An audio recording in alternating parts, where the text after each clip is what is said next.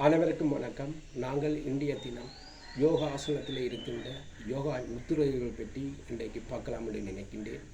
அந்த வகையிலே யோகா முத்திரையானது சிறுவர் முதல் பெரியவர் வரை செய்வதன் ஊடாக அதன் பலன்களை அவர்கள் அடைந்து கொள்ளக்கூடியதாக இருக்கிறது.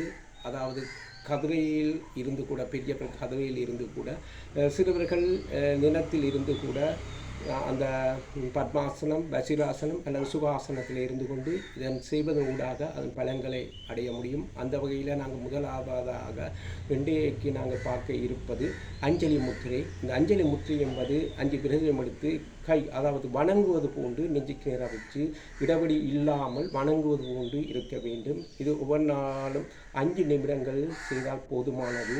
கண்களை இறுக்கி மூடி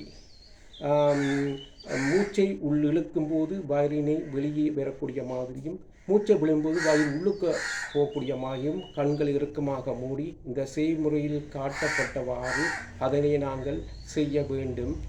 இதன் செய்வதன் ஊடாக எங்கள் உடல் சமநிலை பெறுகிறது. உங்களுக்கு தெரியும், எமது உடலில் பஞ்சபூதங்களால் ஆக்கப்பட்டிருக்கிறது. உடலில் உள்ள பஞ்சபூதங்கள் சமநிலை அடையும் போது எந்த ஒரு வருத்தமும் இல்லாமல் ஆரோக்கியமாக இருக்க முடியும். அத்துடன் மாணவர்கள் படிக்கக்கூடிய ஆற்றலை பெற்றுக்கொள்வார்கள். அமைதியான ஒரு நிலையில் எல்லோரும் சந்தோஷமாகவும் இருக்கக்கூடிய ஒரு நிலை ஏற்படுகிறது. எனவே இதனை செய்து நாங்கள் அனைவரும் அதன் பயன்களை பெற்றுக்கொள்வோமாக. நன்றி.